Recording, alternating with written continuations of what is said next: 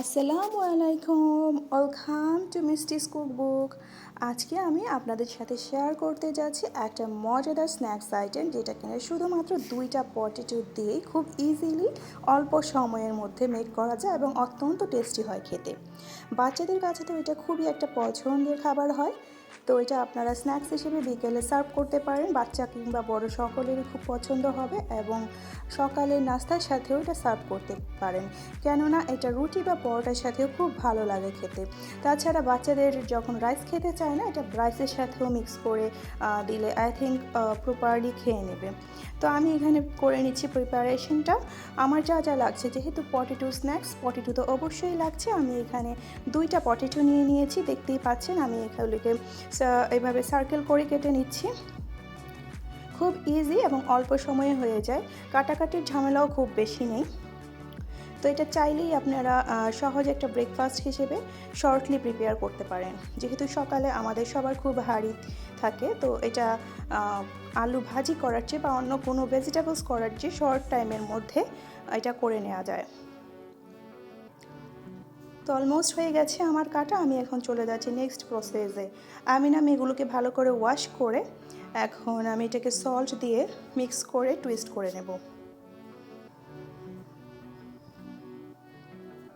তো এইভাবে একবার অবশ্যই ট্রাই করবেন। আই থিঙ্ক এটা সবার খুব ভালো লাগবে, স্পেশালি স্ন্যাক্স হিসেবে বাচ্চারা এটা খুব ভালো অ্যাকসেপ্ট করবে। তো টুইস্ট করার পরে আমি এখানে একটা সস প্রিপেয়ার করে নিচ্ছি। এই সসটা আমার পরবর্তীতে লাগবে। আমি এখানে দিয়ে দিয়েছি সুইট চিলি সস, দেন এখানে অ্যাড করছি হট টমেটো সস,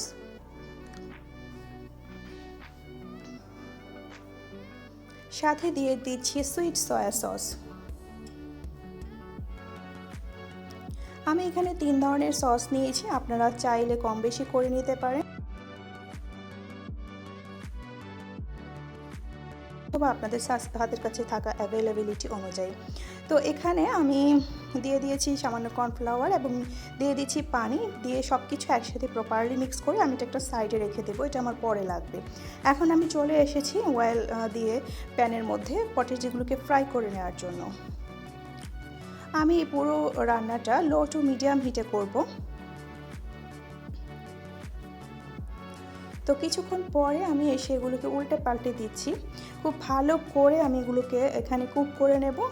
এটা পরবর্তীতে আর কোনো জায়গায় কুক হওয়ার কোনো প্রসেস নেই। সো এখানে আমি এটাকে লো ফ্লেমে খুব ভালো করে উল্টে পাল্টে প্রপারলি বয়েল হওয়ার সুযোগ দিয়ে কুক করে নেব।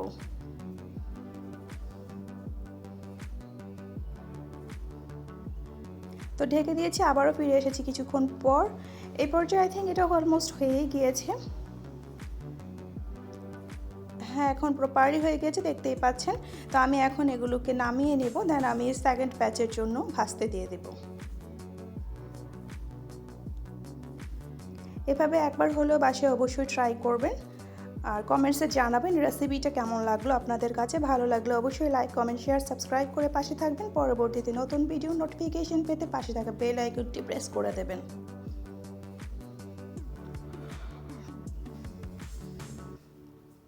তো প্রথম ব্যাচের ভাজা হয়ে যাওয়ার পরে আমি এখন সেকেন্ড ব্যাচেরগুলো এখানে দিয়ে দিব। আমার তেলটা অনেক বেশি ডার্ক হয়ে গেছে, কারণ আমি এখানে বাটার দিয়েছিলাম।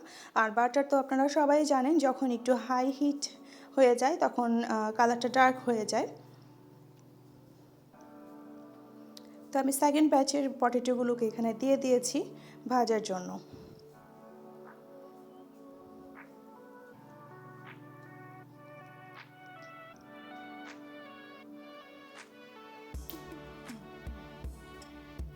ঢেকে দিয়ে ফিরে আসলাম কিছুক্ষণ পর। এখন আমি দেখে নিচ্ছি কতটা বয়েল হয়েছে এবং এগুলোকে উল্টে পাল্টে প্রপারলি আমি কুক করে নেব। আপনারা বিকালে স্ন্যাক্স হিসেবে একবার হলেও এটা বাচ্চাদের সামনে প্রেজেন্ট করতে পারেন। আই থিঙ্ক ওদের খুব ভালো লাগবে। মেনুতে চেঞ্জ আসলে আসলে সবারই খুব ভালো লাগে এবং খেতে একটা আগ্রহ প্রকাশ করে, স্পেশালি বাচ্চারা। তারা নতুন নতুন আইটেম হলে সেটাকে খুব ওয়েলকামলি অ্যাকসেপ্ট করে এবং সেটা যদি খেতে ভালো হয় আপনার কাছে বারবার সেটা রিকমেন্ডেশন আসতে থাকবে। তো এই পর্যায়ে এগুলো ভাজা হয়ে গেছে অলমোস্ট। আর কিছুক্ষণ পর আমি এটাকে করে নেওয়ার পর আমি এটাকে নেড়েচেড়ে তুলে নেব।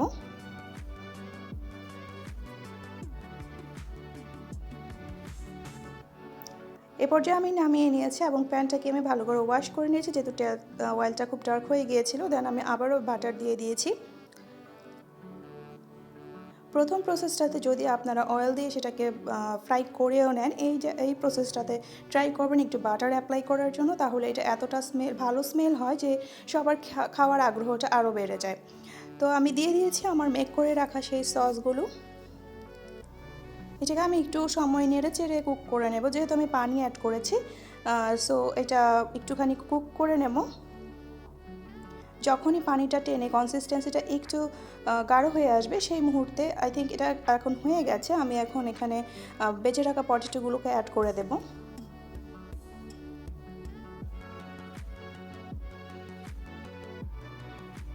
এই পর্যায়ে এটা কুক হওয়ার আর কিছুই নেই। আমি জাস্ট এখানে সসগুলোর সাথে এই ভাজা পটেটোগুলোকে প্রপারলি মিক্স করার জন্য একটু নেড়ে চেড়ে একটুখানি সময় চুলায় রাখবো, যাতে এটা প্রপারলি এটার সাথে মিক্স হয়ে যায় এবং সসগুলো পটেটোর গায়ে গায়ে লেগে যায়।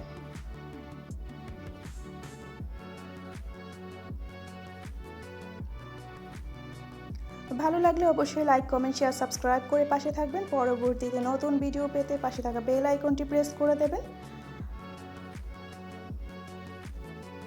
তো দেখতেই পাচ্ছেন এটা খুব অল্প সময়ে এবং কোনো ঝামেলা ছাড়াই অল্প উপকরণে হয়ে যায়। শুধুমাত্র 2টা পটেটো দিয়েই একটা বেবির জন্য এটা গুড এনাফ।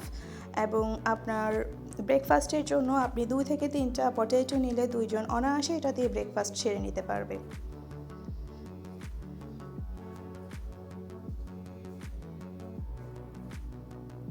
এটা যেরকম শুধু শুধু খেতে ভালো লাগে, ঠিক তেমনি এটা রুটি বা পরোটার সাথে খুব ভালো লাগে খেতে। তাছাড়া বাচ্চাদেরকে আপনি এটা রাইসের সাথে মেখে দিলেও এটা খুব ওয়েলকামলি ওরা খেয়ে নেবে। তো আমি এখানে কিছুটা পার্সলে পাতা কুচি দিয়ে দিয়েছিলাম। এখন আমি এটাকে সার্ভ করে দিয়েছি। তো সার্ভিং ডিশে সার্ভ করার পর আমি সামান্য পরিমাণে হোয়াইট তিল দিয়ে এটাকে ডেকোরেশন করে নিয়েছি। এটা দেখতে তখন আরও ভালো লাগে, অ্যাট্রাকশন নিয়ে আসবে। তো এটাতে অ্যাট্রাকটিভ হয়ে বাচ্চারা আই থিঙ্ক এটাকে খেতে ইন্টারেস্ট দেখাবে। তো এভাবে একবার হলেও ট্রাই করবেন, আই থিঙ্ক এটা আপনাদের কাছে ভালো লাগবে। আসলে মেনুতে চেঞ্জ আসলে সবারই একটু ভালো লাগে। Thanks for watching. ভালো থাকবেন, সুস্থ থাকবেন। কোভিডের থেকে যতটা সম্ভব নিজেদেরকে নিরাপদে রাখবেন, মাস্ক ব্যবহার করবেন এবং নিরাপদ দূরত্ব বজায় রাখবেন। পরবর্তীতে চলে আসবো আবারও নতুন কোনো ভিডিও নিয়ে। আল্লাহ হাফেজ।